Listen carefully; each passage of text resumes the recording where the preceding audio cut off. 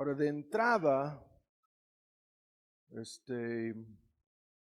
en 1 Corintios 9, por favor, y hemos estado luchando, tratando de llegar hasta este punto, ya lo tenemos aquí.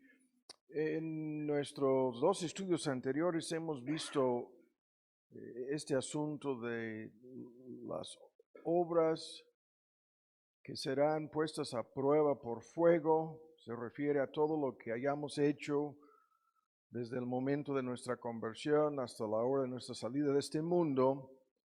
Y uno de los textos que se encuentra aquí mismo, al final de este capítulo 9, es el gran texto, lo vimos incluso ayer en el instituto, de Pablo y su argumento sobre el atletismo profesional, los corredores en el maratón de larga distancia, los luchadores, los que practican el box, y cómo se aplicaba todo esto a sí mismo, corriendo, ¿no? Así de esta manera, peleando, no como alguien dando golpes al aire. Todo esto viene al final con la esperanza de completar y cumplir su servicio cristiano y no caer en la trampa, lo que vimos ayer de ser descalificado de esta competencia.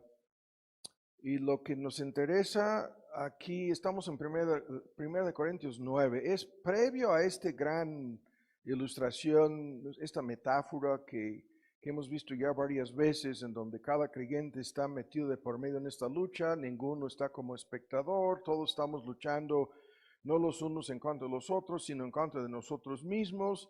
El único que nos pueden pedir para que avancemos y crezcamos y se cumplan los propósitos de Dios en nuestra vida, el único que nos pueden pedir resulta ser nosotros. Pero antes de esta gran ilustración, vamos a agarrar la lectura, y es en relación con su obra apostólica, el hecho de que trabajaba de buena voluntad. Este texto también me sorprende que lo vimos ayer en el instituto, en el versículo 16, dice, pues que anuncio el evangelio no tengo de qué gloriarme, pues me es impuesta esta obligación. Se traduce en necesidad en nuestras versiones antiguas, pero es una dispensación, ¿no? Que se menciona por segunda vez en el versículo 17, es una administración como mayordomo, y dice, ay de mí si no cumplo con esto, si no anunciar el evangelio. No vamos a discutir el uso de esta palabra ay, es una palabra que implica juicio y intervención de parte de Dios. En el caso de Pablo sería para corregir al apóstol si fuera desobediente a su llamamiento, a su vocación. Y luego dice en el 17, si lo hago de buena voluntad, esto es el tema que vimos ayer, premio tendré. Mas si lo hago simplemente por obligación o cumplir con el deber o bajo fuerza, en la versión antigua, de todos modos, ¿no? Esta dispensación, mayordomía, administración me ha sido encargada. Entonces, ¿cuál es mi recompensa? Que predicando el evangelio pongo el evangelio de Cristo de balde, ¿no? Ese es un gran tema acerca de cómo no recibía un sueldo, este gran apóstol, ¿no? De los que iba a evangelizar, no recibía ni un quinto para no usar mal o abusar de mi autoridad en el evangelio, por lo cual, y ahora viene nuestro tema que vamos a ver después de la introducción, siendo libre, es un juego de palabras sobre los hombres nacidos libres en contraste con aquellos que nacieron como esclavos, que eran la mayoría de las personas en aquel entonces. Siendo libre para con todos, me he hecho esclavo, esa es la palabra griega, siervo en nuestras versiones, ¿no? En español, la mayoría traducen la palabra como siervo. Siendo un hombre nacido libre, se había esclavizado. Y viene otro juego de palabras aquí en relación con la palabra todos. Siendo libre para con todos, me he hecho siervo o esclavo de todos. Y ahora viene esta fórmula que conocemos para ganar, y se traduce al mayor número. Es una referencia al mayor número posible de personas. Para ganar al mayor número posible, dice, de personas se había esclavizado. Y entre paréntesis, ¿no? El número de personas que se van a salvar es un número fijo y Pablo quiere ser usado para alcanzar al mayor número de estas personas. Y luego comienza un gran argumento que vamos a ver en parte del día de hoy. He hecho a los judíos como judío para ganar a los judíos, a los que están sujetos a la ley, aunque yo no sea sujeto a la ley, a los judíos se refiere, dice como sujeto a la ley, para ganar a los que están sujetos a la ley, a los que son sin ley, estos son los gentiles, como si no como si fuera sin ley, no estando yo sin ley de Dios, mas en la ley de Cristo. Es un gran tema en donde los creyentes hemos sido librados de la obligación de guardar la ley, de obedecer los mandamientos como medio de salvación, y sin embargo estamos vinculados con la misma ley por medio de Cristo. Y Cristo nos dice que si me aman, entonces guardan mis mandamientos. Entonces no es el antinomianismo, no es un hombre que vive sin ley, sino su relación con la ley es a través de la persona y obra de Cristo. Cristo la guardó en su lugar y ahora intenta guardar esa misma ley, la ley de amor, para obedecer, servir, honrar y glorificar a Cristo. Esa es su relación, está entre paréntesis, pero todo esto lo dice, lo hago para ganar a los que están sin ley. Me he hecho a los débiles débil, para ganar a los débiles. Y vuelve a la palabra todos, es el juego de palabras aquí. A todos me he hecho todo. Vean el juego de palabras. Para que de todos modos, de todas maneras, ¿no? De todas formas, salve a algunos, ¿no? Logre la salvación de algunos. Y esto lo hago por causa del Evangelio, para hacerme, y esta es otra fórmula técnica aquí, se traduce bien en la versión antigua, juntamente participante, coparticipante del mismo Evangelio. Y a raíz de esta cosa que vamos a discutir en este texto que acabamos de leer, se lanza a la gran ilustración del atletismo que ya vimos, ¿no? Con más detalles hace poco. Ahora, ¿listos? Ahora buscan, no pierdan de vista este texto y vamos a 2 de Corintios 5, hay que apurarnos. Y vamos a este texto también que conocemos, que hemos visto varias veces ya en los estudios anteriores. 2 de Corintios 5. Y el tema aquí es lo que hemos estado viendo. Vamos hasta el versículo 10. Es necesario, es menester, es indispensable que todos nosotros parezcamos, o sea, es una cita a la cual tendremos que llegar, ¿no? Cada ser humano ante el tribunal de Cristo, para que cada uno reciba según lo que hubiera hecho por medio del cuerpo, o sea, bueno o malo. Este es el gran tema, ¿no? De la bema, tribunal de Cristo, en donde las obras de los creyentes serán juzgadas para determinar su grado de recompensa. Pero vean en el versículo 11, este texto también lo estábamos comentando ayer en el instituto. Estando pues, y esta palabra es fuertísima, poseídos del temor del Señor, persuadimos a los hombres. Esa es la única reacción correcta, como vamos a ver el día de hoy, a todo este asunto, ¿no? Hemos de responder con un grado de miedo y temor ante esta tremenda realidad, y lo que hemos de hacer en base a este temor es lo que acabamos de leer en el capítulo 9, hacer todo lo posible para persuadir a los hombres, ¿no? Y termina diciendo que a Dios somos manifiestos, y espero que también a vuestras conciencias somos manifiestos, ¿no? De que lo que le motivaba a Pablo a hacer todo lo que hacía en su obra apostólica misionera es este punto, ¿no? Y apelaba a las conciencias de los oyentes en aquel entonces para dejarlo bien en claro. Ahora, para introducir nuestro tema al día de hoy, vuelvo a una de estas listas que vimos hace poco y también esta lista la vimos el día de ayer. Eso no fue mi intención, pero lo vimos en el instituto en relación con otros asuntos. Y es esta lista de textos, voy a agarrar algunos de los ejemplos, ¿no? Que dicen lo mismo. Por ejemplo, Romanos 14 dice, de manera que cada uno de nosotros dará a Dios razón de sí. Romanos 14 se refiere al mismo asunto del tribunal de Cristo, en donde daremos a Dios razón, ¿no?, de lo que hicimos en este mundo con nuestras vidas. Y el tema aquí es tanto para creyentes como los no creyentes, el mismo asunto. En Efesios 6, cada uno recibirá, según lo que haya hecho, ¿no? Recibirá algo como recompensa, ¿no? Por el bien que hicimos, cada uno recibirá ese bien, lo recibiremos del mismo Señor. El Señor en Efesios 6, 8, el texto es Cristo. Y los textos que estoy repasando aquí son los que hemos estado viendo en 1 Corintios 3, el que planta y el que riega son una sola cosa, son eslabones en una gran cadena de salvación y sin embargo, cada uno recibirá su recompensa conforme a su labor. En 1 Corintios 3, ¿no?, en el mismo capítulo, la obra de cada uno será manifestada. Este texto lo hemos visto desde hace varios domingos consecutivos.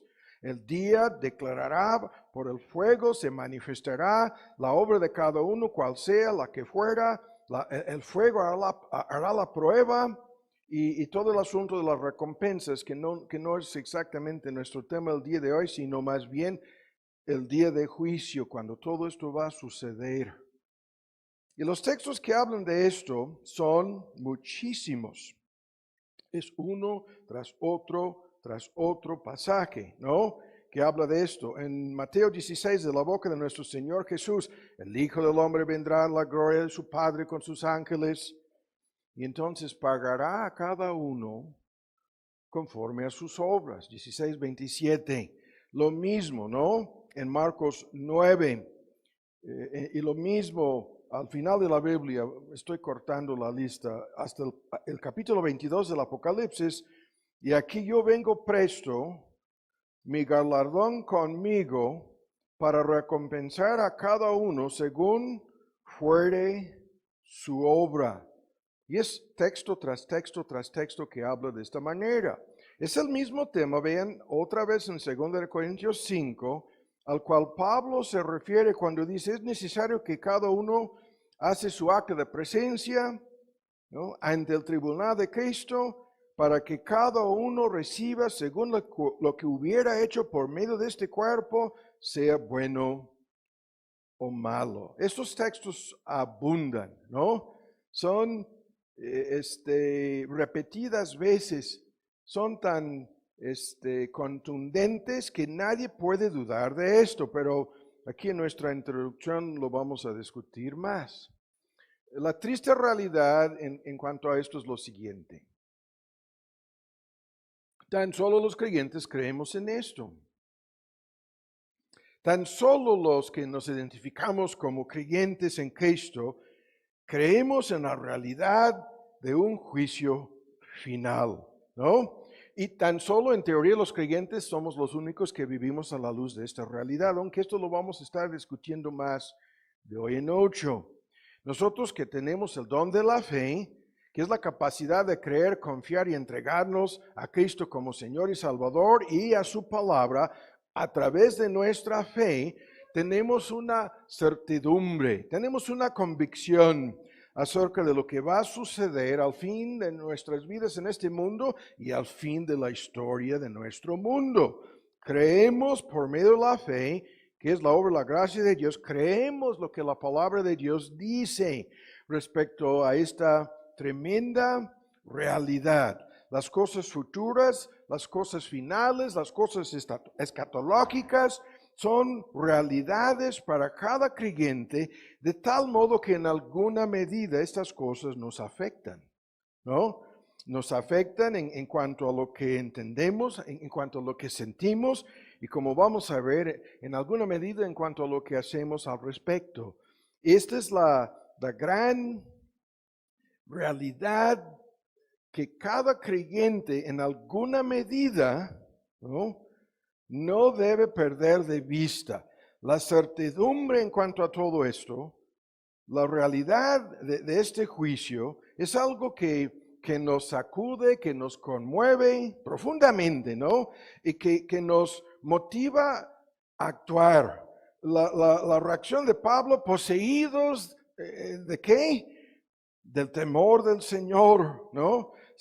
Le sobrevino al gran apóstol Pablo el temor de Dios al tan solo hacer referencia a estas grandes realidades. Ahora escuchen bien, comencemos la introducción. Vivimos en una época cuando muy pocas personas creen que Dios va a juzgar a los hombres. Esta gran doctrina bíblica del juicio final, ¿no? Ha llegado a ser una cosa no tan solo de burla, de broma. En muchos grupos, en muchos círculos, es una cosa de risa, ¿no? Y estoy hablando de grupos, ideologías, personas en conversas, por todos lados, ¿no? Se burlan de esto. Y la manera en que reaccionan a esto es tan increíblemente común ver esto, ¿no? Es semejante a la manera en que tantas personas, y este es un tema que no vamos a discutir el día de hoy, reaccionan ante la realidad de la muerte. Lo que no vamos a discutir aquí es que hay un aspecto de la cultura en este país que se burla incluso de la muerte. Nos estamos acercando a estas fechas cuando lo van a convertir en algo parecido a lo que estoy comentando, ¿no? Mofándose, burlándose, desafiando la realidad de la muerte, van a ser una lista de cosas la mayoría de las personas que viven en esta nación. Pero lo vuelvo a decir, se burlan de algo que es una realidad, saben que la muerte es real, ¿no? Y no pueden enfrentarse con esta realidad, entonces hacen cosas para ocultar, ¿no? Lo que es esta realidad. Todos los seres humanos saben que tarde o temprano van a morir. Y sin embargo, casi nunca piensan seriamente en este hecho. En el hecho de que yo voy a morir, tú vas a morir, nosotros vamos a morir, nadie quiere pensar.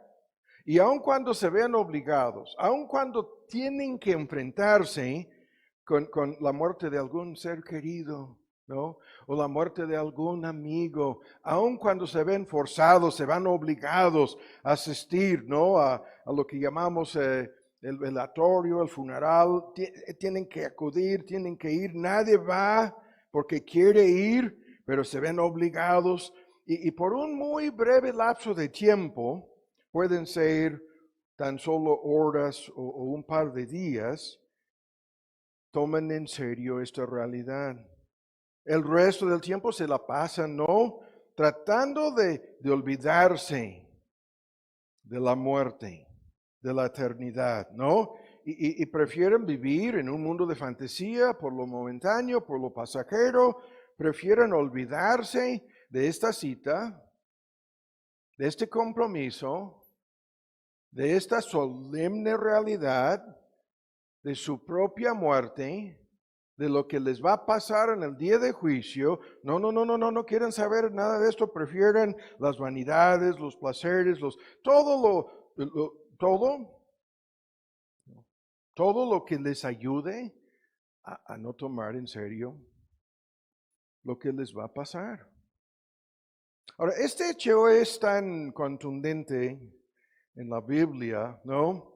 Que en su predicación ante los filósofos griegos en Atenas, después de darles un mini sermón sobre los atributos de Dios y el juicio de Dios en contra del pecado, el apóstol Pablo, aquel día frente al mundo filosófico, voy a decir ideológico, de supercerebros de aquel entonces, bajo guianza y dirección del Espíritu Santo, les comenzó a hablar de esto, diciendo que habrá un día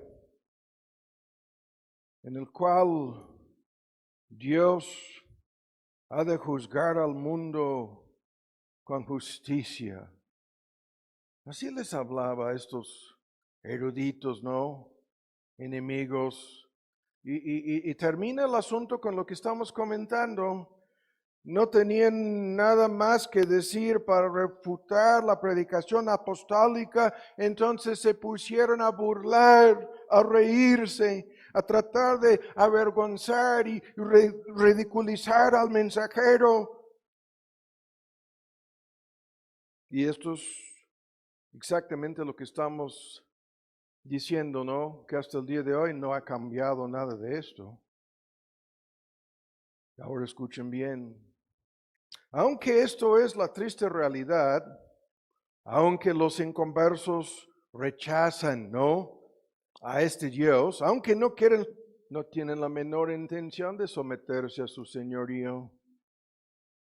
Aunque rechazan por todos lados sus leyes, estamos viviendo en una de estas en los ciclos de apostasía, en donde las cosas se van en forma inversa, no es algo progresista, es algo, es desevolución para los que creen en la evolución, es irse para atrás, en donde están rechazando cada una de las leyes de Dios, en la mayoría de los países, en la mayoría de las culturas, están en rebeldía abierta, en contra, ¿no? De toda una lista de cosas que no es necesario discutir. Estas mismas personas no pueden rechazar al Dios, ¿no? En cuyas manos se encuentran. Por más que pretendan negar su realidad, oponerse a su santa ley, no van a poder rechazar a este Dios como juez. Este Dios es el juez supremo. Es este que ha determinado la predicación apostólica. Ha señalado, ha establecido un día cuando el mundo entero será juzgado en base a su santa ley, en base a su justicia. Y todos los hombres serán obligados, ¿no?, a hacer su acto de presencia ante su tribunal. De tal modo que de la misma manera que no pueden evitar la muerte, tampoco pueden evitar el juicio de este Dios. Está establecido el mismísimo lenguaje en el libro de Hebreos. Establecido que los hombres mueran una sola vez. Establecido. Increíblemente, ninguno de estos que se niegan a creer en Dios pueden librarse de su propia mortalidad. Está establecido que los hombres mueran una sola vez y de inmediato se agrega nuestro tema. Y entonces el juicio, dice. Después el juicio. Y aunque sigan rechazando a este Dios como el dador de la ley, no van a poder librarse, no van a poder escapar, no van a poder en ningún sentido negar la realidad de su juicio. Ni los fuertes, ni los poderosos, ni los filosóficos, ni los peores de los ateos, no van a poder hacer nada para evitar esto. No. Este Dios no tan solo es capaz de asegurar su muerte, sino es capaz de arrastrarlos, ¿no? De obligarlos, ¿no?, a enfrentar su tribunal. Y este Dios es capaz de pronunciar la sentencia y de efectuar dicha sentencia. No importando cómo lo menosprecian, cómo le rechazan, no, nada de esto va a cambiar la realidad. Y aunque se burlan de su Hijo, menospreciando el sacrificio de su Hijo, la sangre del Hijo de Dios encarnado, aunque nada de esto les interesa, ¿no? Aunque se burlan del Evangelio, no les interesa para nada saber de esto.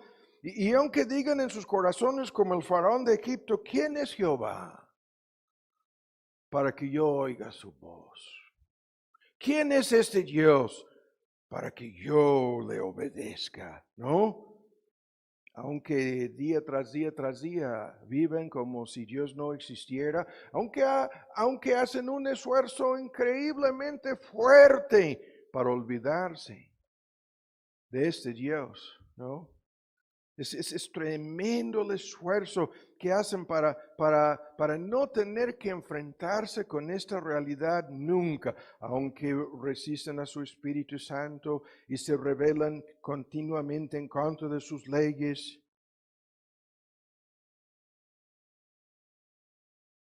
Sin embargo, habrá un día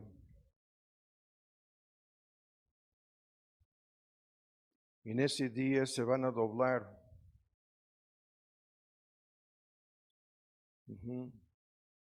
Nosotros lo veremos.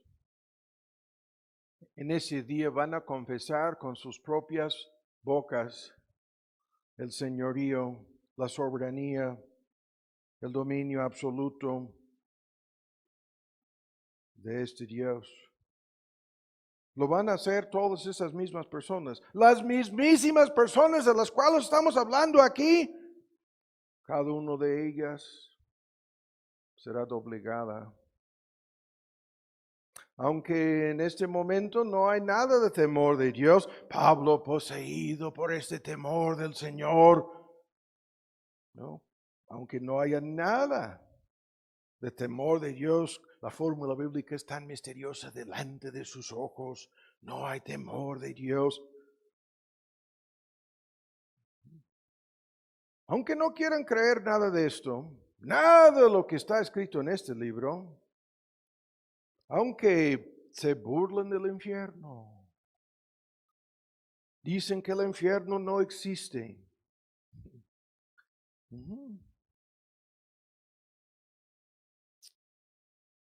Dios tendrá la última palabra. De eso no hay duda. Esta realidad del juicio de Dios está íntimamente vinculada con la justicia de Dios, con la santidad de Dios, con la ira de Dios en contra del pecado. Y la ira de Dios y la justicia de Dios y el juicio de Dios son cosas absolutamente necesarias. Sí. Son necesarias. Muchas personas quieren saber por qué habrá un día de juicio. Rápido, tenemos que terminar. Esto es la introducción, no es otra cosa. Y estos que quieren saber el porqué de la necesidad de todo esto, la ira de Dios es necesaria. El juicio de Dios es necesario. Si Dios no se enojara en contra del pecado, dejaría de ser Dios. Dejaría de ser justo, dejaría de ser 3 veces santo. Es tan necesario todo esto como la misma existencia de Dios. Es algo necesario. Eso podríamos pasar media hora comprobando categóricamente que la ontología, la cuestión interminable del origen de todo lo que hay en el universo exige la existencia de Dios. La complejidad, el orden, la cantidad de información, cada detalle en el ecosistema, cada célula en el cuerpo humano más complicado que la Ciudad de México. Y de las cosas creadas, argumentando en forma inversa, causa y efecto, llegamos a una causa necesaria, que no es el cosmos, no es la así llamada naturaleza, no es las leyes de la naturaleza, no es una lista absurda de necedades y tonterías que usan para convencer a los ingenuos, necios e incrédulos hombres que no quieren creer en Dios. Les argumentan de que este Dios no existe.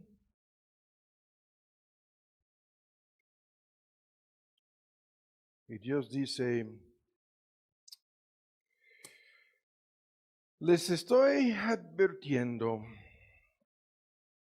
¿no?, de mi ira. Esta ira de Dios siempre es anunciada, siempre advertida, ¿no?, siempre revelada, dice Pablo en Romanos 1.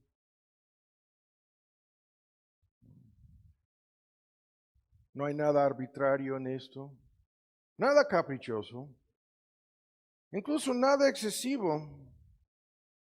No, esta ira es siempre basada en los hechos. Este juicio, en el pleno conocimiento de la realidad y la verdad, se basa este juicio. No hay ningún error. Este juez no comete nunca ningún error en su juicio. No. No. Y su juicio no es egoísta. No. No es que haya prejuicios y hay estos. No, nada de eso. No. Ni siquiera es falta de amor. Tampoco. Esta realidad está revelada en la conciencia de cada ser humano. Es la triste realidad. No puedes entender nada de la historia humana sin esto. Es la providencia divina revelando una y otra vez, generación tras generación, siglo tras siglo, milenio tras milenio, la ira de Dios en contra del pecado humano. Es algo revelado en el dolor, en el sufrimiento, en las lágrimas. Es lo que se cosecha siempre, en alguna medida, en lo que entendemos como los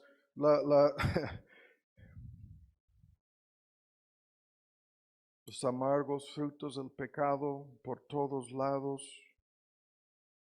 el caos, el desastre, la destrucción, descomposición de este mundo. Dios juzgando en alguna medida el pecado humano con tan solo consecuencias temporales por el momento, oponiéndose, ¿no?, a la mentira, al engaño, a la inmoralidad, al robo, ¿no?, al asesinato, así. Pero hay que terminar aquí la introducción en una forma abreviada. Y ahora escuchan lo siguiente. Muchos piensan, bueno, me estás diciendo que habrá un día de juicio y me estás argumentando que es en base a lo que acabamos de escuchar, que este Dios, en virtud de ser Dios, tiene que juzgar a sus criaturas. La lógica, el razonamiento, los argumentos que afirman esto son interminables. Sí. Ahora escuchen bien. Otros consideran el día de juicio como algo innecesario porque dicen, bueno, ¿acaso no sabe este Dios todo lo que va a pasar? Y la respuesta es que sí. Claro que sí.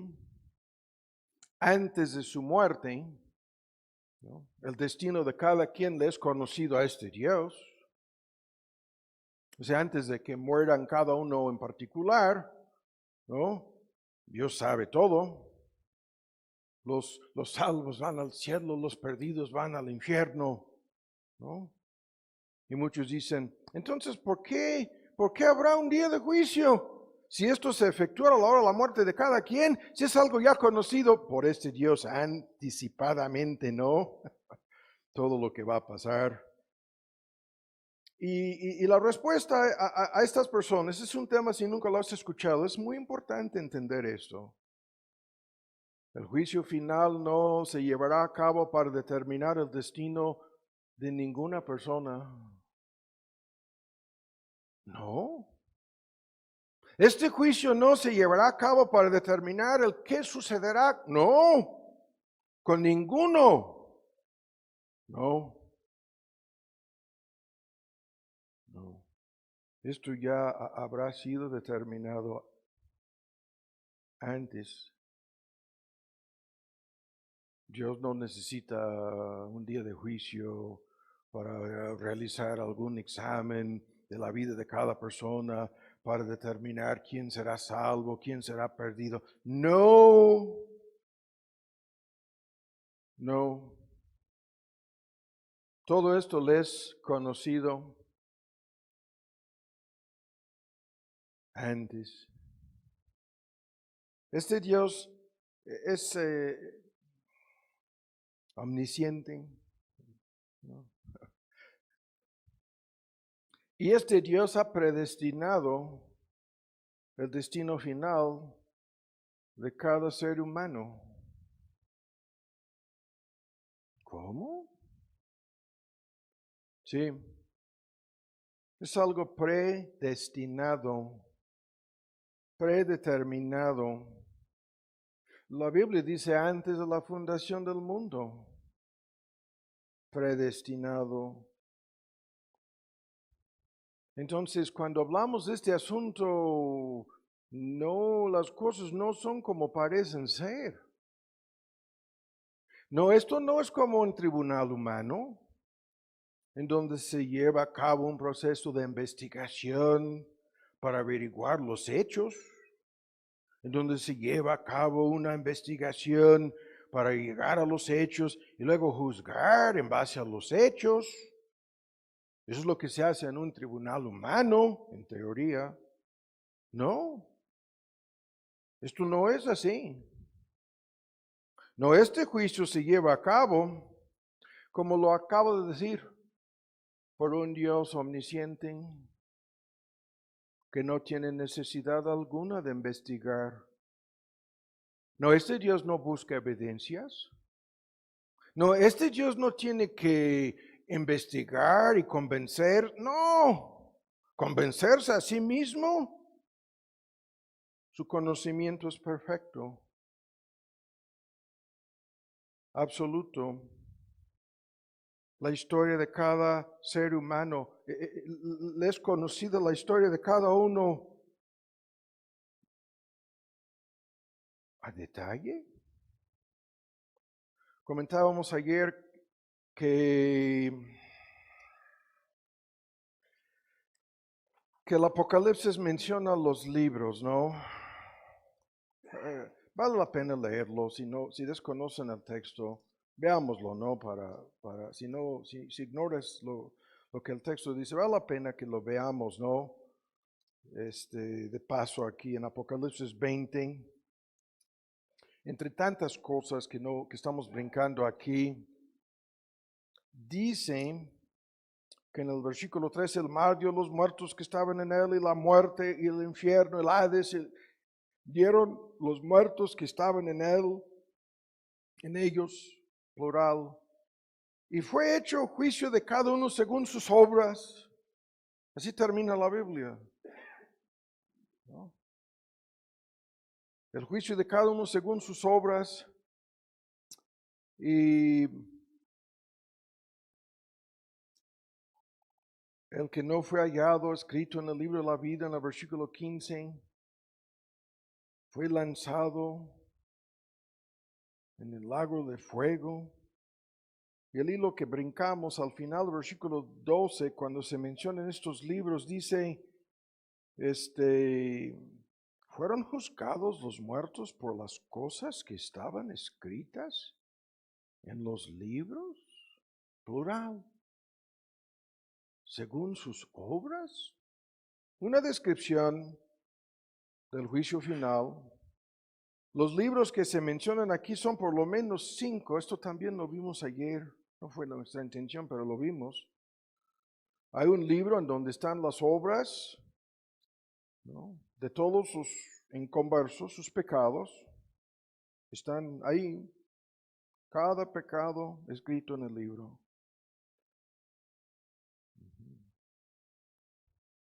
Hay un libro en que están las obras de los creyentes, después de su conversión, salvación, perdón, justificación, todo lo que hicieron en su servicio para con Dios.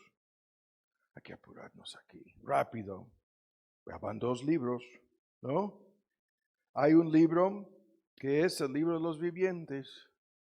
Ese es un gran tema, no lo vamos a discutir el día de hoy. Es como un tipo de registro civil. Y los nombres de todos los que van a la perdición serán borrados del libro de los vivientes. Hay un libro en donde acabamos de ver lo que dice el libro de vida. En otros textos es el libro de vida del Cordero. Y los nombres escritos en este libro son de los escogidos, los salvados, los predestinados para vida eterna. Y sus nombres fueron escritos en ese libro antes del comienzo del mundo. Se apuntaron los nombres y cuando se dan lectura a los nombres en el libro, dice que los cuyos nombres no están en ese libro son lanzados al infierno. Una de las descripciones aquí del lago de fuego es el infierno. Ya van 4 libros. Y rápido, sin discutir esto, el 5º libro es este. Lo que dijo nuestro Señor Jesús, su palabra será usada para juzgar. Esta es la Biblia, esto es su palabra. Pero ¿cuál es el punto? Dios no hace nada de esto para saber qué sucederá con nadie. No, esto no es lo que mucha gente necia piensa. Lo vuelvo a decir, su conocimiento de todo esto es exacto, ¿no? En 1 Corintios 4, Pablo dice, los designios de los corazones, intenciones, motivos, propósitos de los corazones serán revelados en ese día. Nuestro Señor Jesús usó esta fórmula asusta tanta esta palabra. Toda palabra ociosa, cada palabra ociosa que haya sido pronunciada, de cada palabra que haya, porque de la abundancia del corazón habla la boca, de cada palabra ociosa, darán cuenta en el día de juicio. El testimonio de Cristo Jesús. ¿Cómo? ¿De sus hechos? Sí. ¿De sus obras? Sí. ¿De sus intenciones, de signos y de... Sí. ¿Y de sus palabras? ¿Darán cuenta? ¿Darán cuentas? Sí.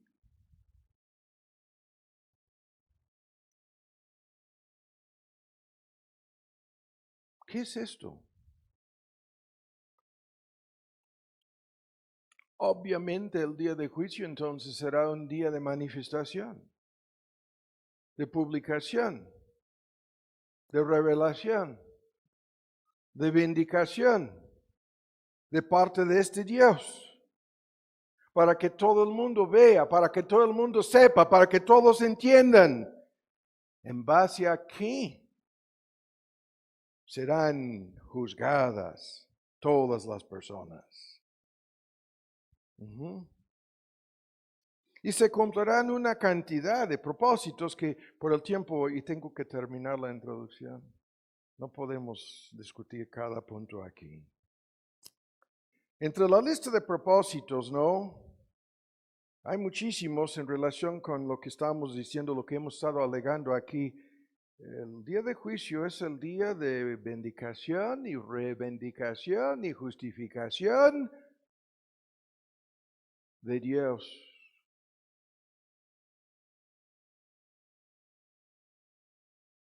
Frente al cosmos, frente al universo entero, ante toda la humanidad, ante todos los ángeles, ¿no? Buenos y malos.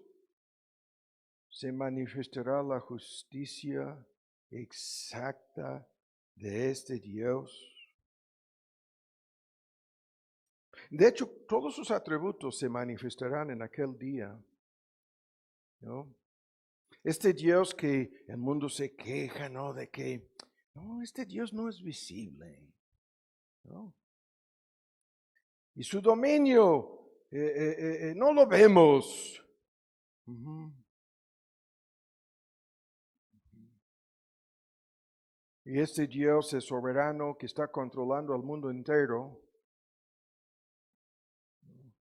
El que dice, yo doy la vida, yo la quito. Deuteronomio 32. Lo que acabamos de decir en la primera parte de la introducción. El mismo dador de la vida resulta ser el único que nos la puede quitar. Y él dice, yo doy la vida, yo hago vivir, yo hago morir.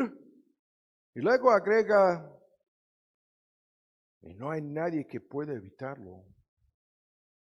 Nuestra versión antigua, no hay nadie que puede librarse de mi mano. ¿No? Este trono que por el momento es invisible, este Dios cuyos caminos parecen ser incomprensibles, este Dios cuya providencia es tan difícil de entender, este Dios, ¿no? Que tan solo a través en forma directa nos habla por este libro, dice que habrá un día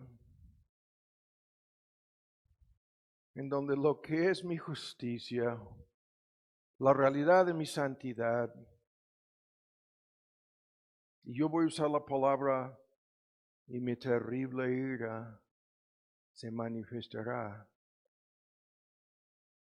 Y los ricos y los pobres y los reyes y los esclavos y los poderosos y los débiles, comenzando con todas las mismísimas personas que comentábamos al principio del sermón, aquellos que se jactaban de ser ateos, que negaban la existencia de este Dios, las mismísimas personas que andaban rechazando su autoridad y burlándose de Él, verán al Omnipotente,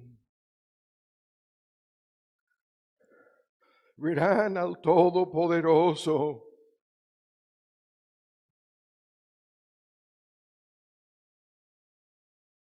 Y se quedarán con sus bocas cerradas,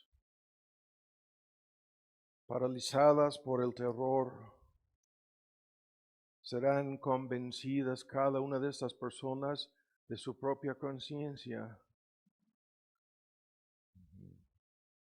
Confesarán en lo más profundo de su ser que su juicio es justo. Nadie se pondrá a defender. No habrá ni un solo pretexto, menos excusa.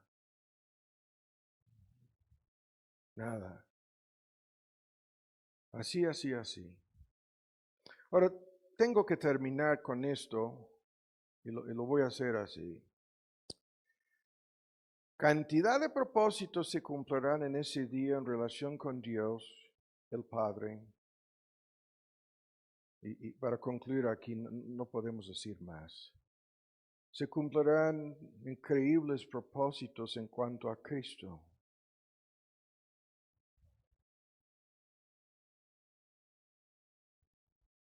Porque resulta que el juez en aquel día será el mismo Cristo. No es necesario leer los textos que lo afirman. No es necesario leer las descripciones de Cristo cuando vendrá en la gloria con sus santos ángeles para juzgar. No es necesario ni leer los textos, abundan. Están por todos lados del Nuevo Testamento. Así termina el libro. Sí. Y resulta que este juicio se efectuará por boca de aquel que participó de nuestra naturaleza humana. Los hombres serán juzgados en sus cuerpos, sin discutir eso. ¿No? Su cuerpo resucitado, ¿no? Habitado nuevamente por sus almas. En ese día verán con sus propios ojos que el juez resulta ser aquel hombre que fue colgado en la cruz. ¿Sí?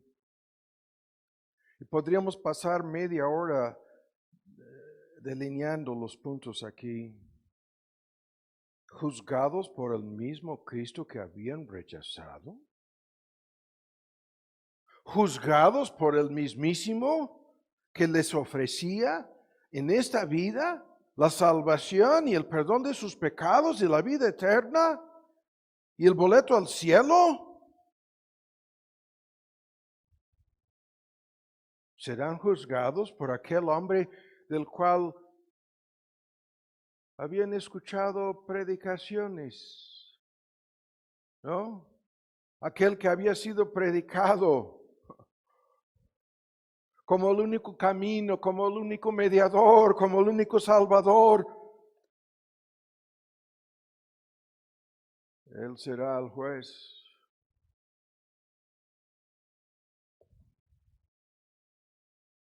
Pero vendrá en forma muy diferente. Aquel que en su primera venida, en su humillación, no veía nada deseable, nada atractivo, nada glorioso. Este carpintero, este bastardo, este hijo ilegítimo, este nazareno.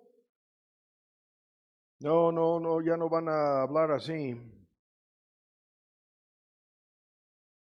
Y increíblemente, este Cristo vendrá en su cuerpo glorificado.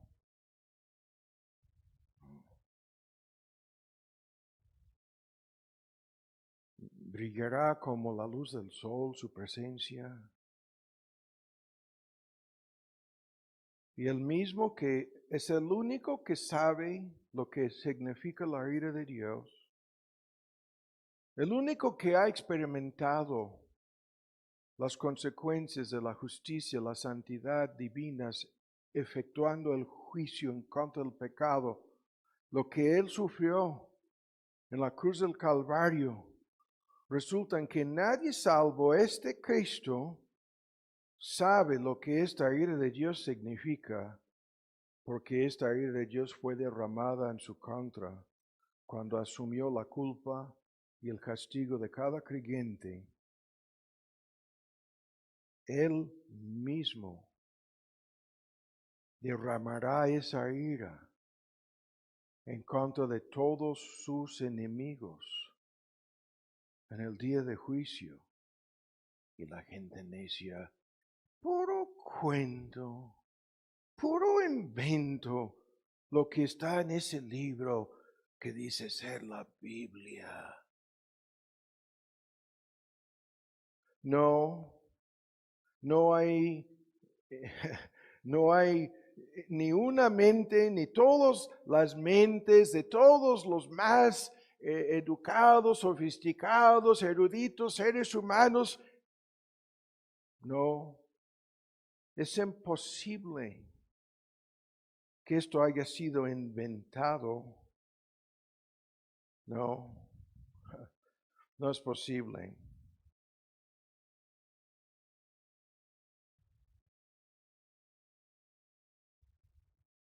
La gloria de esta persona, la eficacia de su obra, la grandeza de su salvación, la realidad de su misericordia, su gracia, su amor, todo esto se verá.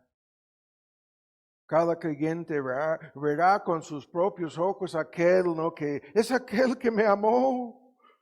Cada creyente es este el que se entregó por mí. Veremos aquel en quien en quien habíamos confiado.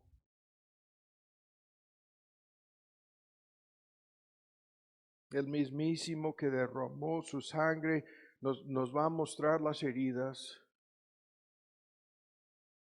y Él mismo nos declara libres de culpa, perdonados, justificados por lo que Él mismo hizo para salvarnos. Todo esto y más. Y agrego lo que hemos estado viendo en nuestros temas, ¿no?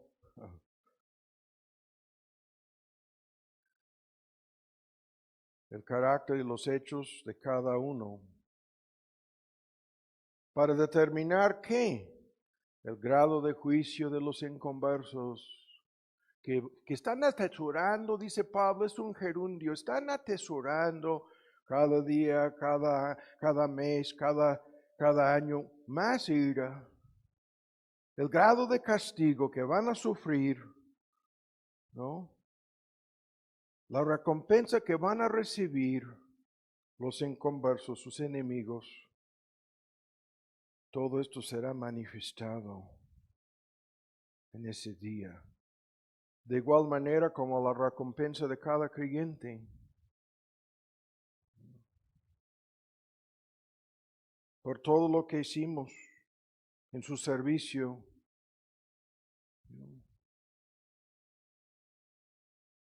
Una recompensa. Increíble este tema, lo hemos estado analizando.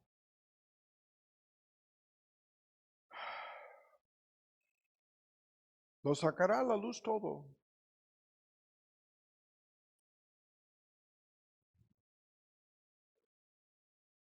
Así el asunto. Y por lo tanto, cuando el apóstol Pablo comenta lo que vimos al principio en la pura lectura del texto, ¿qué es lo que decía? Lo vuelvo a leer. Es necesario, es menester, es indispensable, es irrefutable. Todos nosotros,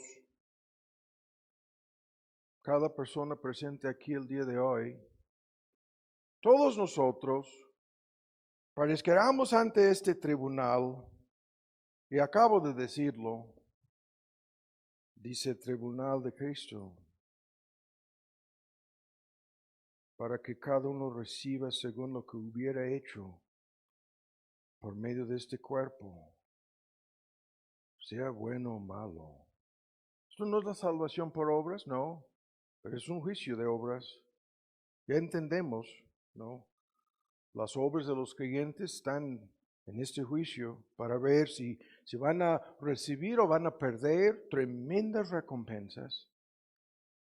No, y la recompensa no es la salvación, eso es de gracia. Y las obras de los inconversos, hay grados de infierno, grados de juicio en el infierno, grados de castigo en el infierno, grados de sufrimiento en el infierno. Tantos textos lo dicen. Y el grado es determinado por sus obras. Estando pues, dice Pablo, ¿cómo puedes creer esto y no estar poseído como algo que toma posesión de tu mente, de tus emociones, de tu volición, un tipo de posesión? La traducción, la versión antigua es fuertísima, posesionados de algo que se llama el temor de este Señor. Y dice, ¿qué hago yo al ver toda esta realidad? Dice, me dedico a persuadir a los hombres. Es lo que este predicador está haciendo desde este púlpito otra vez. ¿No? Yo no puedo persuadir, but I'm trying to. Yo no te puedo convencer, pero estoy haciendo con todas mis habilidades un esfuerzo para lograrlo.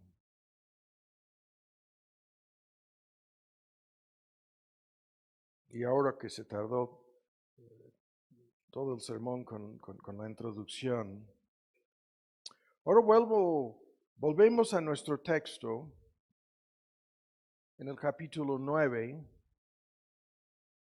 de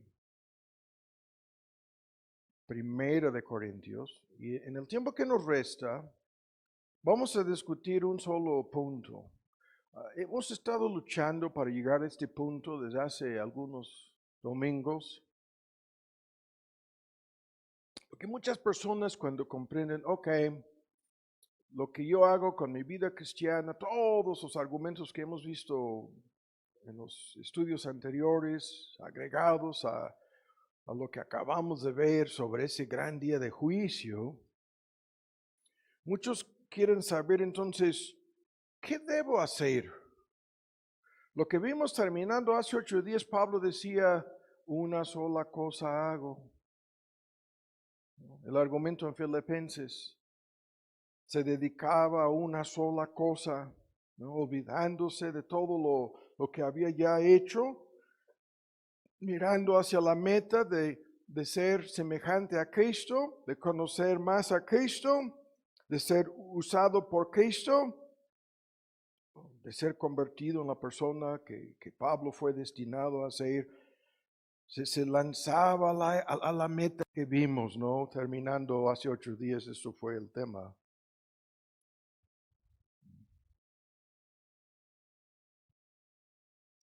Es decir, cada creyente tiene que esforzarse para lograr la transformación, ¿no?, de su persona, para que sea más semejante a Cristo. Y esta semejanza es la semejanza en muchos aspectos que no vamos a discutir el día de hoy. Lo tenemos todo reducido a un solo punto. La semejanza de Cristo en su amor.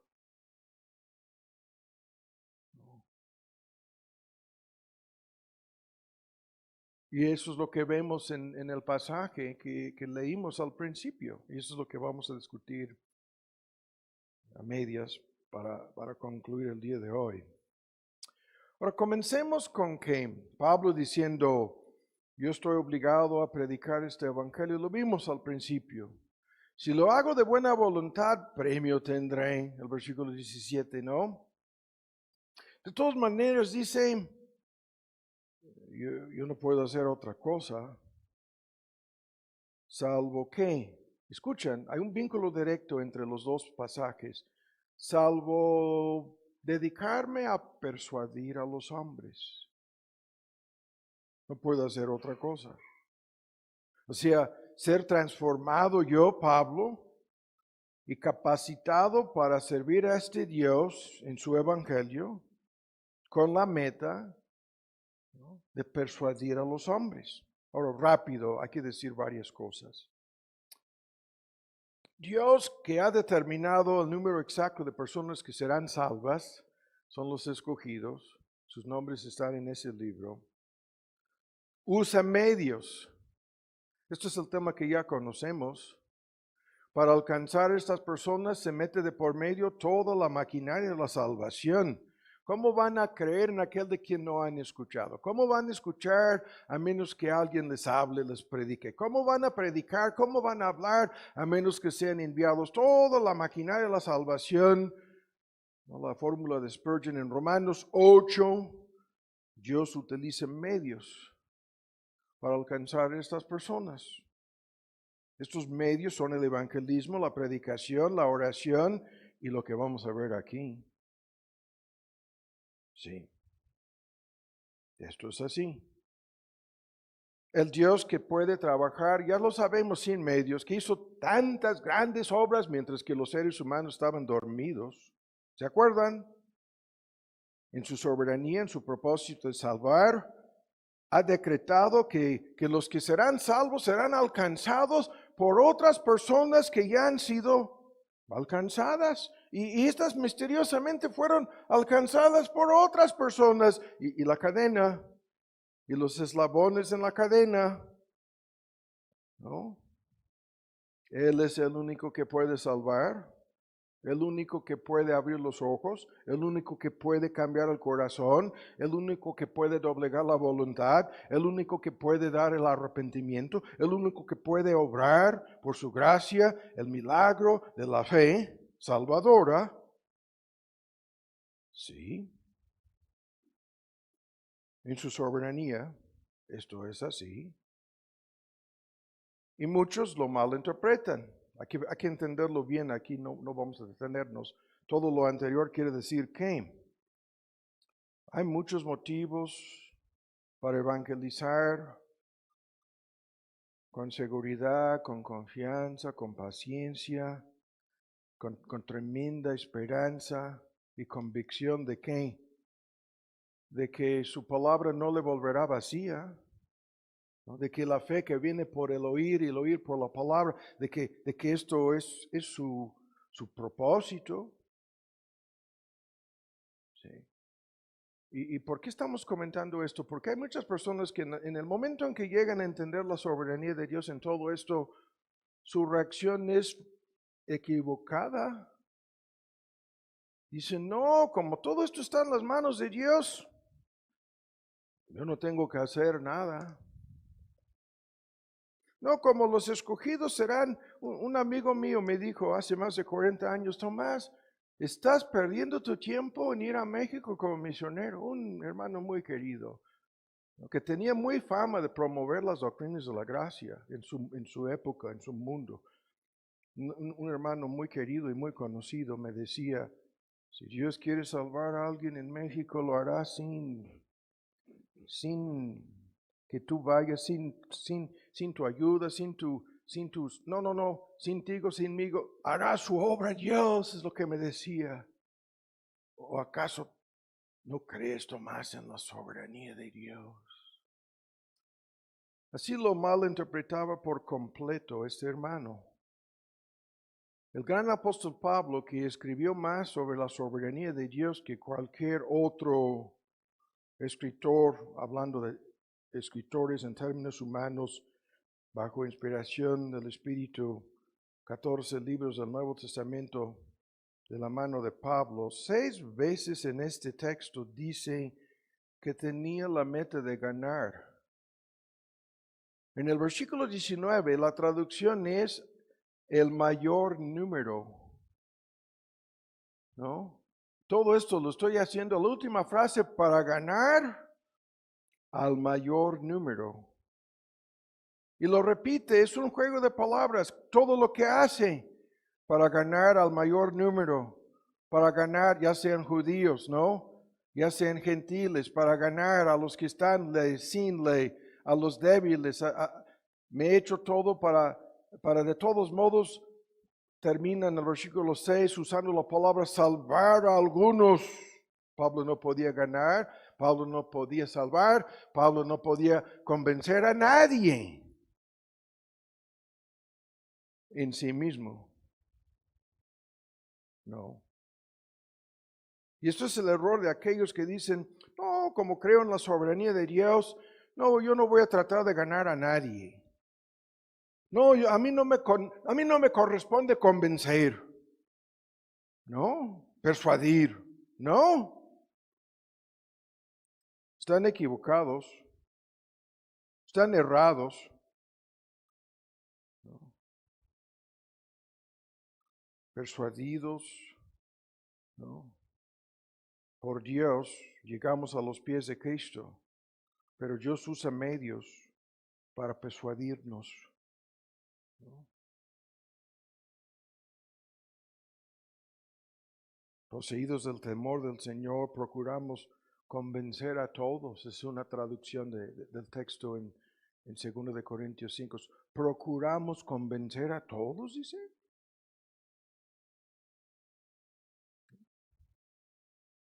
Motivado por más que este temor, motivado por el amor de Cristo, como vamos a ver aquí antes de concluir. Ahora, al comenzar a discutir lo que tenemos en este texto, les pregunto, si tienes tú esta misma meta con tu vida, si esto es lo que tú estás tratando de lograr al vivir tu vida cristiana, ¿es esta la cosa la una sola cosa que ya mencionamos? ¿Es esta la meta de tu vida?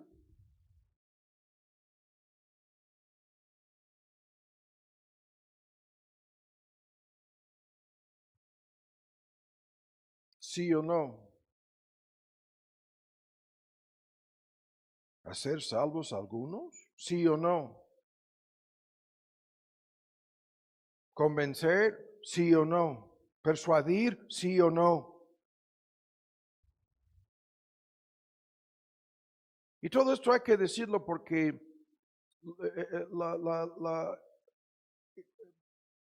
la interpretación equivocada de la soberanía de Dios en la salvación de los hombres ha conducido a millones que sacan su bandera de que somos los reformados,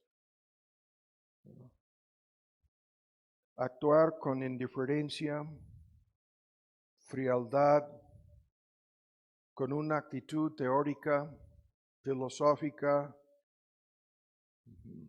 usando la doctrina de la soberanía de Dios en esto para excusar su indiferencia, como un pretexto para su falta de compasión, para defender su frialdad, su inactividad. Lo voy a decir en otra forma, para justificar su falta de amor. Este libro dice que hay gozo en el cielo delante de los ángeles de Dios por un solo pecador que se arrepiente. ¿Gozo? Por un solo convertido. Los ángeles de Dios están fijándose, no con indiferencia, no con frialdad, entienden la soberanía de Dios, saben de este misterioso libro en donde están los nombres de todos los... Nada de esto impide lo que acabo de decir. Se interesan tanto en esto que aparentemente eso es lo que les interesa más que cualquier cosa en la historia, cualquier detalle, cualquier acontecimiento a nivel mundial, a nivel global, a nivel nacional. Nada de esto les interesa, salvo los resultados del evangelismo, porque desean la salvación de los hombres, estos ángeles. De otra forma sería imposible que tuviesen gozo al ver la conversión de alguien. Entonces el tema es así, descartando los que usan la soberanía de Dios para negar lo que vamos a ver concluyendo ahora. Lo descartamos. Dios quiere usar instrumentos humanos. No está obligado a hacerlo, es de su agrado y el privilegio es nuestro. Hay consecuencias eternas relacionadas con todo esto. Sí. Al grado en que este mismo hombre que habla así lloraba. Hace referencia a sus muchas lágrimas en una lista de textos. No he dejado de amonestar con lágrimas a cada uno a lo largo de 3 años en Éfeso. ¿Lágrimas? ¿Qué es esto? A Pablo le infundía no simplemente terror, no simplemente miedo, sino lágrimas. Es increíble este punto, ¿no? Es un tema en que a la hora del funeral, lágrimas. A la hora del entierro, lágrimas. Al tan solo escuchar la noticia de lo que comentábamos en la alargada introducción, la certidumbre de la muerte ha llegado. ¿Y ahora lágrimas?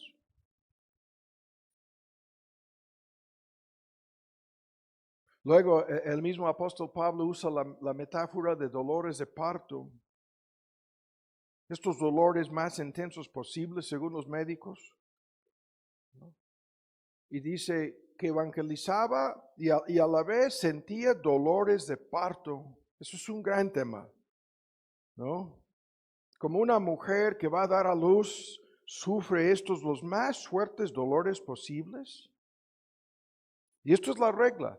El Dios que sabe que esta persona será convertida, ¿cuántas veces lo hemos escuchado? Esto es lo que Dios ha predeterminado.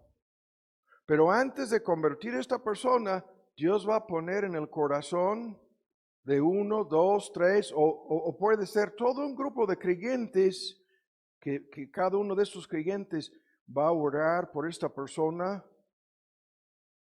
hasta el grado de sentir dolores de parto, agonía, profundo deseo en su corazón a favor de la salvación de esta persona. Y obviamente, ¿no?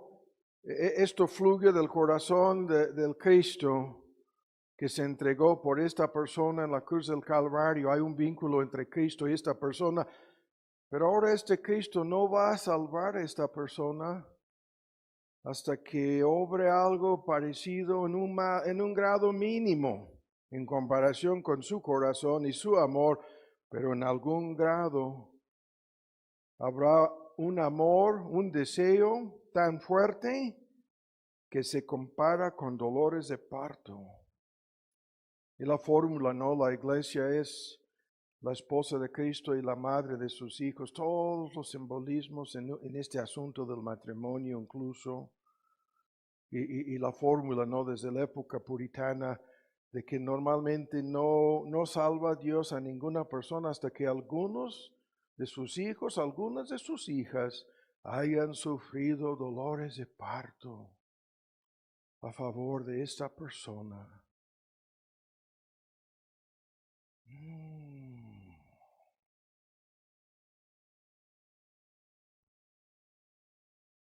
Y esto es el punto.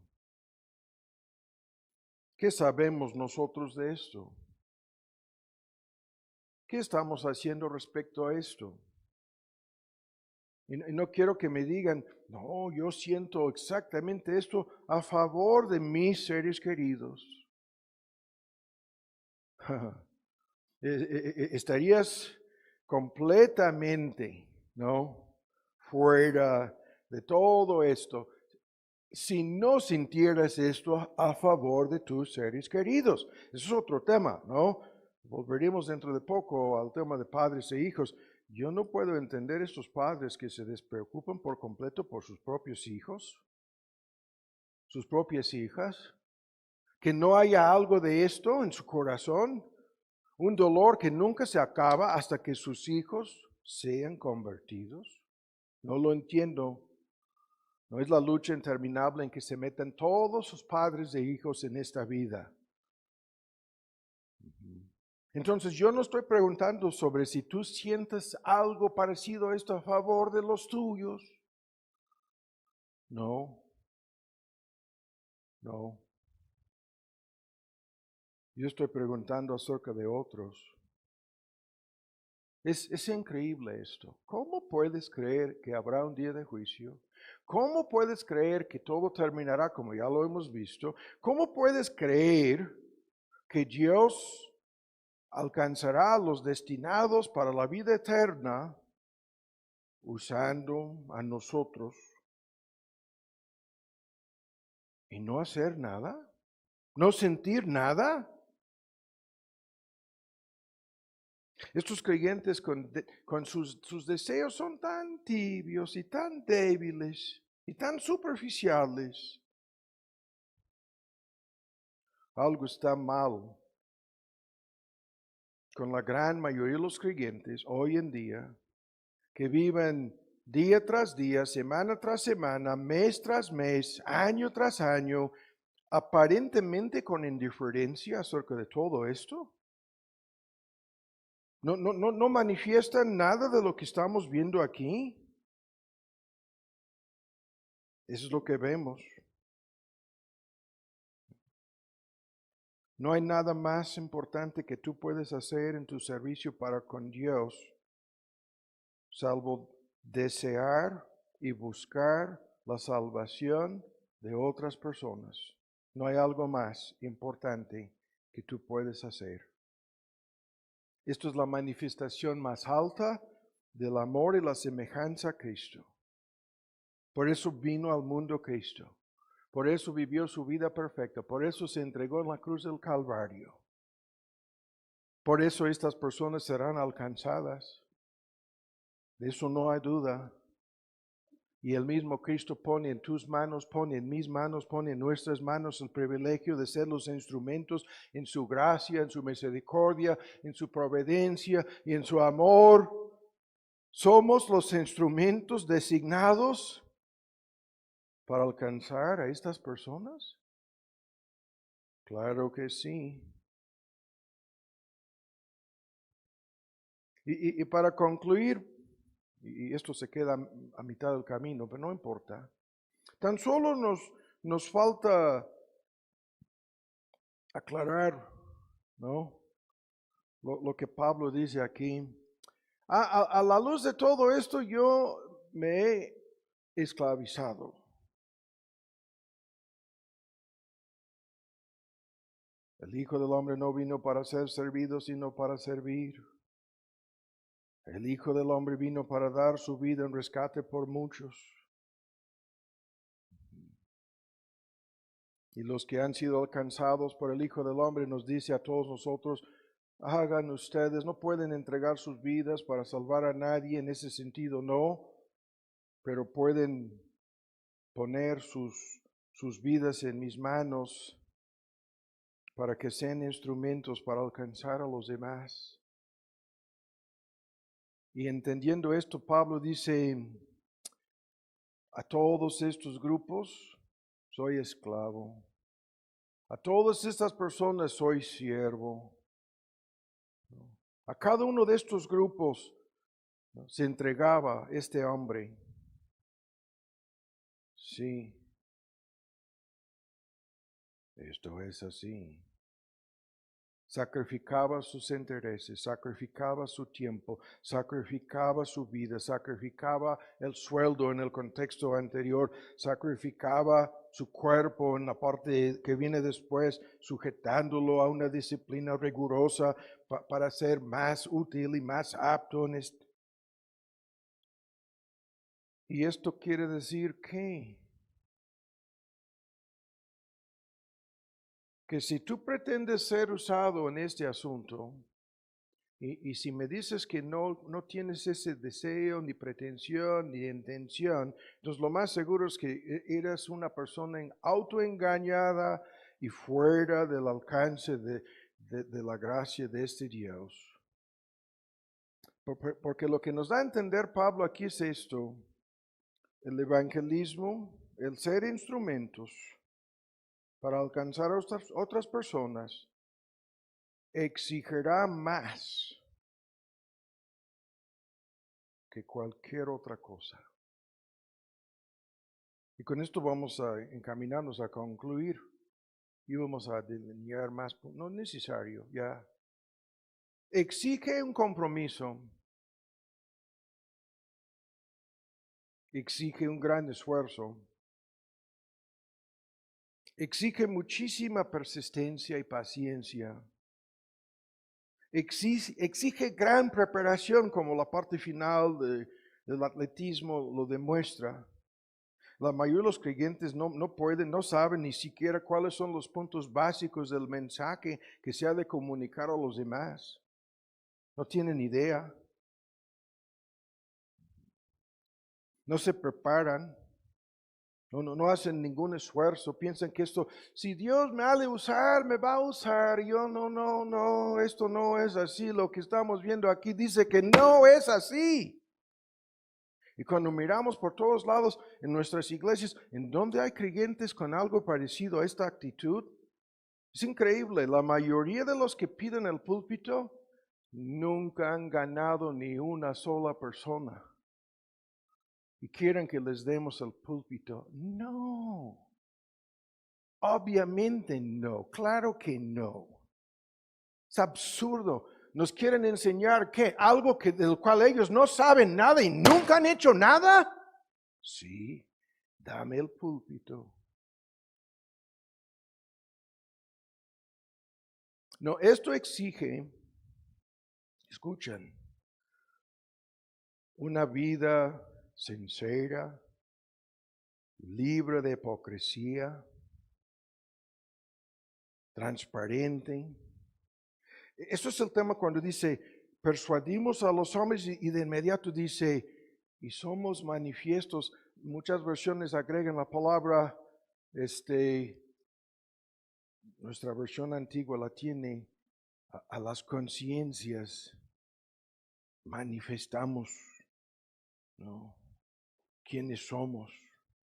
Apelaba a una vida libre de hipocresía, a una vida sincera, a una vida de servicio, a una vida y sin repasar las cosas, ¿no? O las de oposición y persecución y dolor y agonía. ¿Cuántas veces hemos repasado las listas de los sufrimientos en que se metía este hombre? Lo describe aquí como, me he hecho esclavo, aunque soy hombre nacido libre. Estoy dispuesto a poner, ¿qué es esta esclavitud? Yo voy a poner el 100% del amor.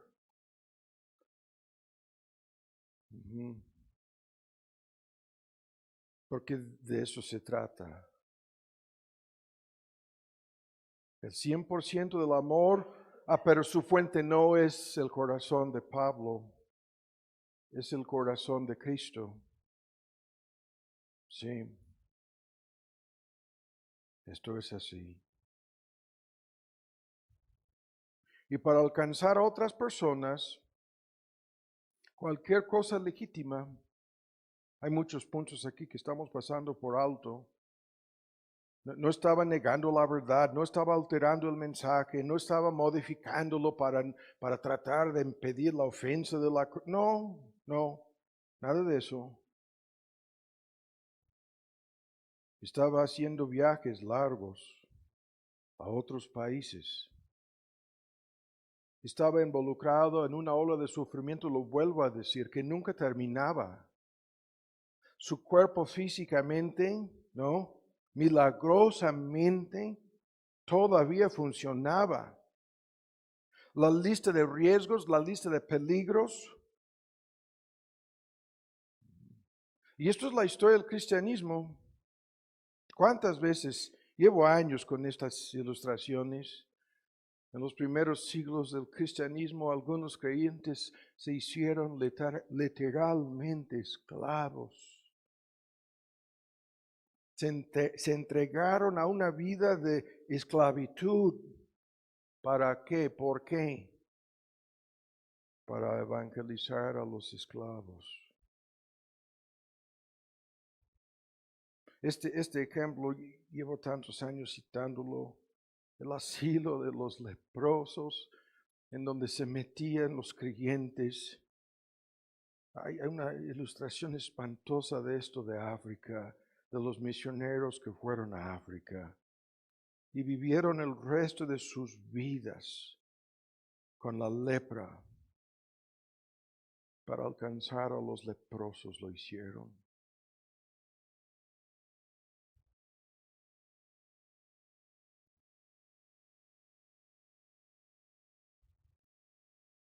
Y en tiempos de persecución no tenían estos redes y medios y folletos ni Biblias realmente por siglos, ¿no? Hasta la época de la imprenta.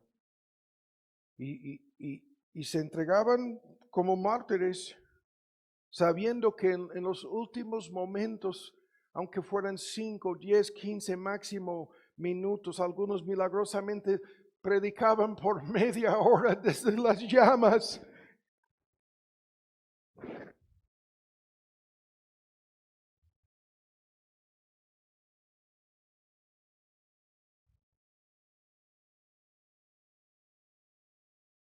Y hoy en día, cristianos molestos porque se alargó el sermón. Oh.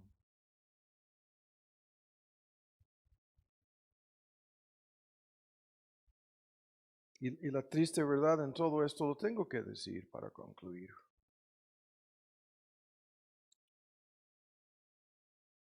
Conocemos muy pocos creyentes dispuestos a hacer lo mínimo en esto. Muy pocos. Este hombre estaba dispuesto a hacer hasta lo imposible. Y hoy en día, yo no estoy negando que evangelizar en tu familia, evangelizar en el núcleo de la familia, en donde son tus, no estoy negando convertir tu chamba en servicio para Dios. No es todo lo que entendemos. Esto no es simplemente campañas evangelísticas entendemos que yo no estoy hablando de eso, de estas cosas. Estoy hablando de que de creyentes dispuestos a convertirse en verdaderos amigos de personas inconversas. A servir. El tema aquí es de servir, ¿no? Y no recibir nada a cambio. Recibió toda la oposición a cambio. Pablo trabajaba sin sueldo. No esperaba que nadie le pagara el bien. ¿No? Todos, la gran mayoría le pagaban mal, ¿no? Porque mal entendían, mal interpretaban todo lo que estaba tratando de lograr este hombre. Y él dice, esto no, a mí no me importa nada, yo estoy dispuesto para con todos a hacer todo, para que de todos modos, de cualquier modo, con cualquier método legítimo. Y 6 veces para ganar a algunos, para ganar a alguien.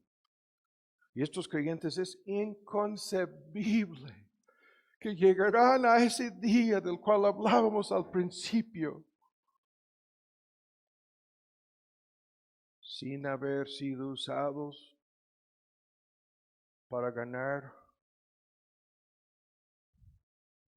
sin haber sido usados para ganar a una sola persona. Llegaremos a ese día. ¿Cómo puede un creyente vivir así?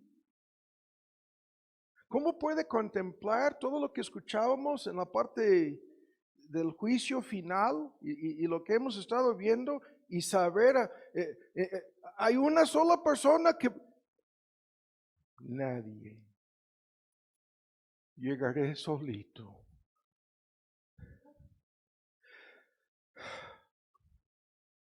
¿Cómo pueden ser creyentes y vivir así? ¿Cómo?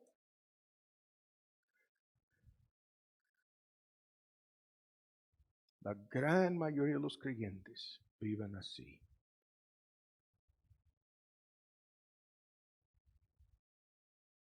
Y luego se preguntan, ¿por qué tengo problemas en mi vida? Por favor. ¿Por qué Dios no me está ayudando a poner a arreglar mi vida? No. Vienen aquí y yo demuestro con esta clase de gente normalmente desinterés total. Es la reacción mía.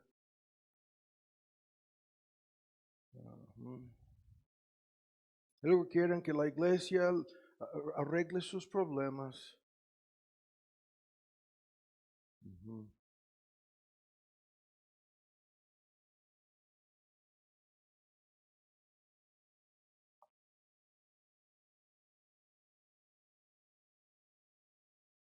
Hay que buscar de todos modos la manera, los medios, las oportunidades,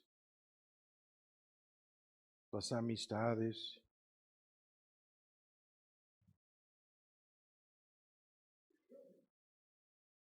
Y si tú no tienes la intención de hacer algo que no estás haciendo ahora, un gran esfuerzo.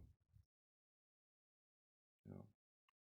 Si en verdad no te importa para nada ser usado por Dios o no,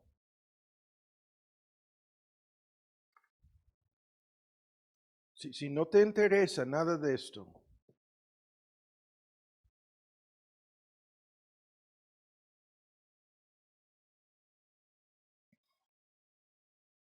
entonces he fallado en persuadir, he fracasado en hablar de esto.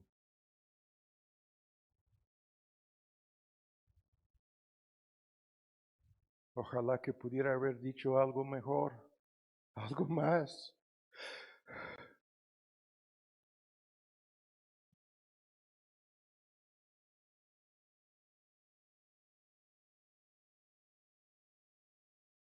Y te vuelvo a decir, habrá un día de juicio.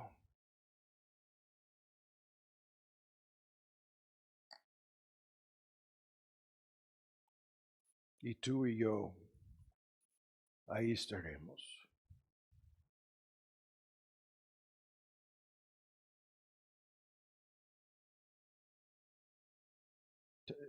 Termino con el tema de ayer.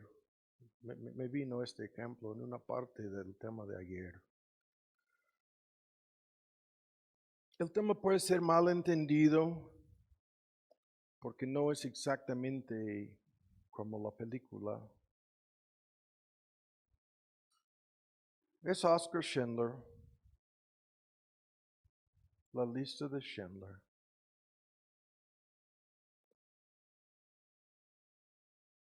Aquel hombre con muchas motivaciones equivocadas que se dedicó a rescatar a judíos de los campamentos de concentración, comenzando con Auschwitz, Birkenau, estos infiernos sobre la tierra. Y llega al punto crucial en donde sabe que si no puede lograr con sus esfuerzos, ¿no? Salvar a más personas, que va a ser una lista. De ahí viene el título de la película que ganó los Oscars, La lista de Schindler. En una parte de la película están ahí argumentando y hablando de los nombres que están poniendo en la lista. Y tiene ahí, llega a rebasar como 1,000 y pico personas. Y su contador discutiendo con él, ¿cómo te va a costar tanto cada uno de estos? Es lo que te vas a tener que desembolsar para engañar a la SS y al Gestapo para que sean convencidos de que estos sí deberían de estar aquí trabajando cuando en la mayoría de los casos ni podían trabajar.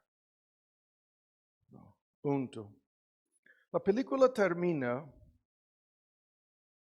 con Oscar Schindler viendo la llegada de las tropas para librar a los presos. Van saliendo, huyendo los que los tenían ahí bajo su cuidado, los de la SS, salen huyendo. Y se queda en un momento crucial en la película mirando el número de personas ahí, Schindler,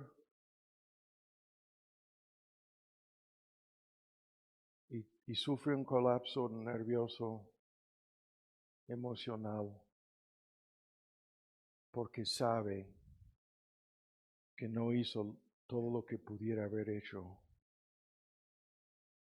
Y se acuerdan, mira el anillo en su mano, dice, con esto hace el cálculo instantáneo, cuánto dinero y cuántas personas más. Mira, lleva una chamarra carísima. Mira su chamarra, dice con esto, el cálculo de cuántas personas más. Y luego el coche lujoso, ¿no?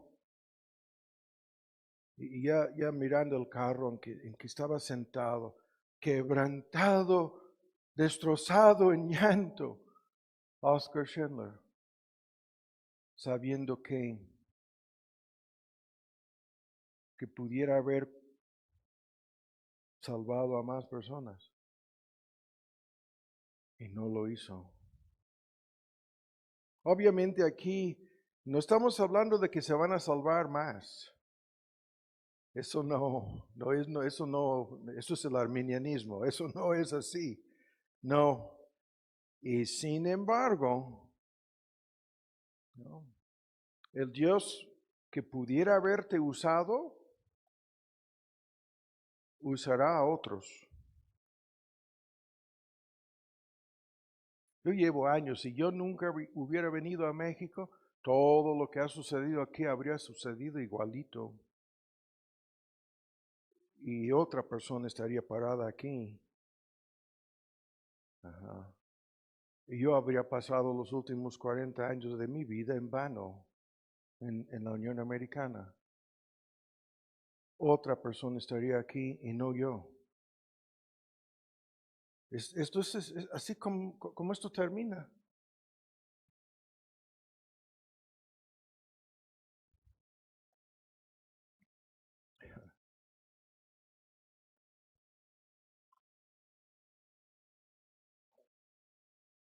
Y si un inconverso como Oscar Schindler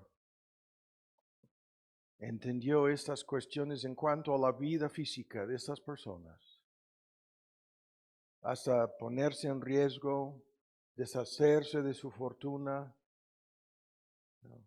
Y colapsarse en llanto por no haber hecho más en aquel entonces para salvar la vida física, ¿no? Y luego la película termina con miles y miles y miles de judíos que visitan su tumba. Está enterrado ahí a las afueras de Jerusalén. Y los miles y miles que se congregan ahí son los descendientes de aquellos que fueron salvados, ¿no? Personas que vinieron a darle las gracias por haber salvado a sus abuelos, ¿no? Muchos de ellos. De otra forma, no habrían existido estos nietos, ¿no? Y la descendencia. Y hay cosas así en películas, aunque salen de Hollywood, la película es una verdadera historia en gran medida. Hay documentales con muchos detalles que no están en ninguna película. Y el pobrecito pasó los últimos años de su vida luchando con la depresión y el alcoholismo. Oscar Schindler, con ataques de conciencia, porque no hizo más. Y aquí no estamos hablando de eso. No. Estamos hablando de un día de juicio, cuando le daremos cuentas al hombre que vino desde el cielo y hizo todo para salvarnos a nosotros.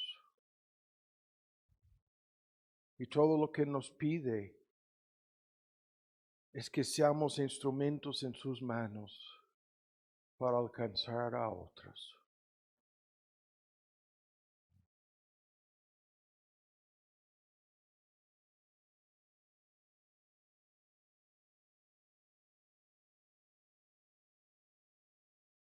Y si esto no te interesa,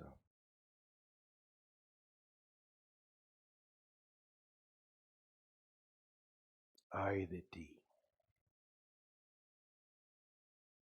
Así concluyo el apóstol Pablo, este hombre, contemplaba lo que acabo de decir.